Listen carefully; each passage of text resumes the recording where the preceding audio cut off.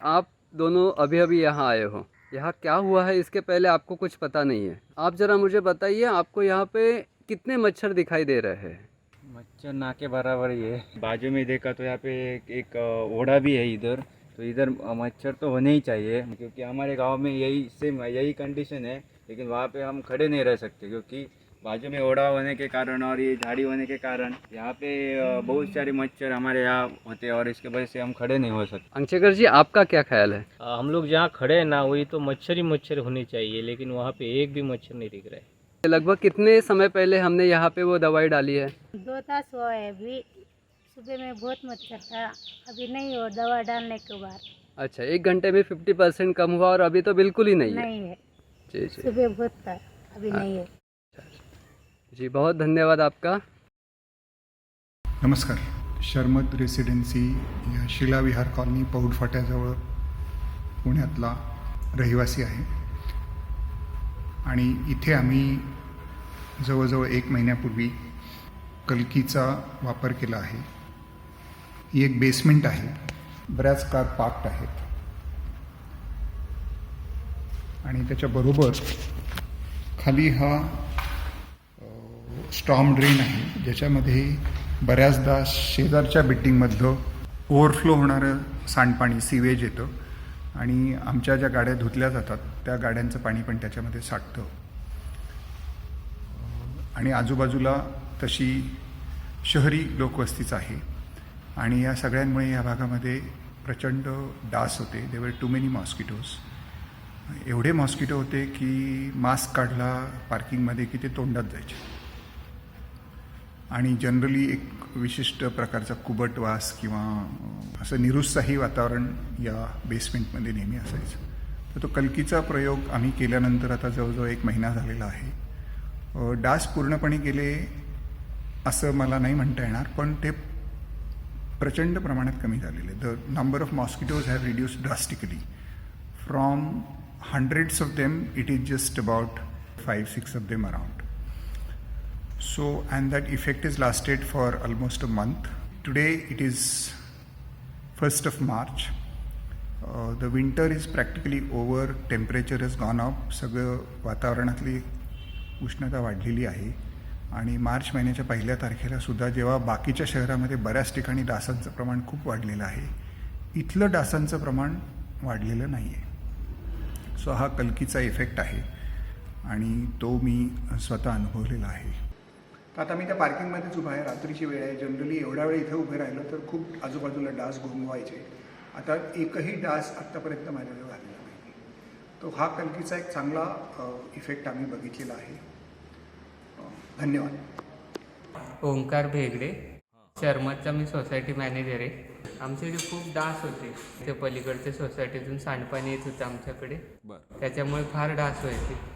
गाडी उघडली तरी आतमध्ये इतके मच्छर, पुढे चालवायला काहीच दिसत नव्हतं. आता म्हणजे मच्छर नाहीच आहेत आत्ता. धन्यवाद ओंकार. Thank you. नमस्ते। वेस्टर्न घाट के जंगल इलाकों में ऐसे कुछ गांव हैं जहां 20-25 साल पहले तक लोगों को पता नहीं था कि मच्छरों की समस्या क्या होती है, दुर्गंध भरा परिसर क्या होता है। वे जानते थे कि दुर्गंध ही काफ़ी रोगों का मूल कारण है, इसलिए बहुत सावधानी बरतते थे। गांव मतलब ग्राम, ये शब्द गृह धातु से उत्पन्न हुआ है।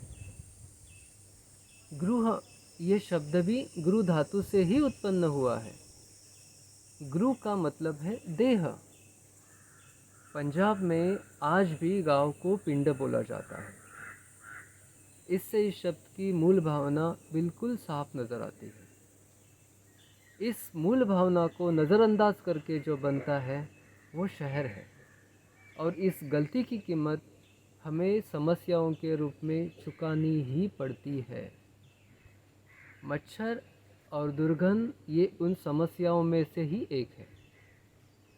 मच्छरों का निर्माण होना असल में इस बात का संकेत है कि वो इलाका अब रहने लायक नहीं बचा। इस बात की मूलता को हमें गंभीरता से समझना चाहिए और सही दिशा में काम करना चाहिए। मच्छरों की समस्या से निपटारा पाने के लिए हम जो सिंथेटिक केमिकल्स का इस्तेमाल करते हैं उससे भले ही कुछ समय के लिए हमें लगता है कि मच्छर चले गए या हमने उन पे विजय पाई है, लेकिन वो हमारा भ्रम है। कुछ दिनों बाद मच्छर ना सिर्फ पहले से ज़्यादा संख्या में वापस आते हैं, अपने साथ और ज़्यादा म्यूटेड वायरस भी लेके आते हैं। ये बात हमने पहले एक वीडियो में बहुत अच्छे से बताई है। ये सेपरेशन है।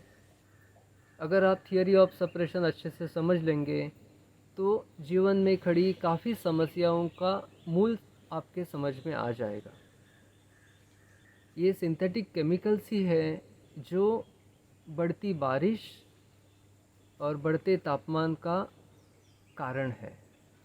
इन सिंथेटिक केमिकल्स को और उनके दुष्प्रभावों को नष्ट करना हमारा आद्य कर्तव्य होना चाहिए और वो अब सृष्टि की सहायता से संभव है।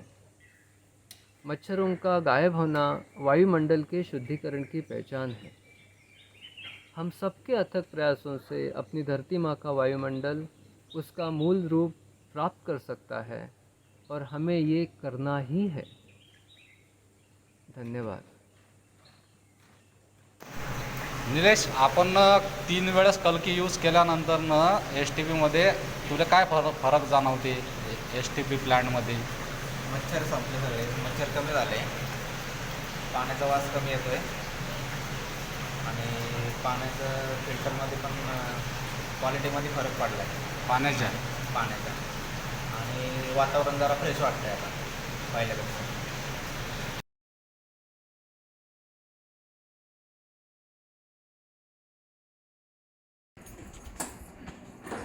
आपकी सोसाइटी का नाम क्या है?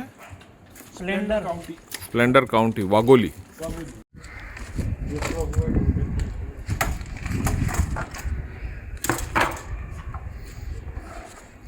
ये टाकी का पूरा कैपेसिटी कितना है? 1.5 लाख। ये आप इसमें क्या डाल रहे हैं? कलकी डालते हैं। ये टोटल कितना लीटर है? 420 लीटर है।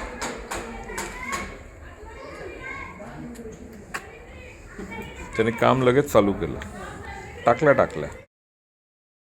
हेलो देवेंद्र, किधर है आप? मैं इधर ही हूँ साहब, अल्फा होम के पास। सुनो ना, हाँ, वो अपन ने उस दिन नहीं क्या एसटीपी में वो लिक्विड डाला नहीं क्या? कल की, हाँ क्या नाम है वो लिक्विड का?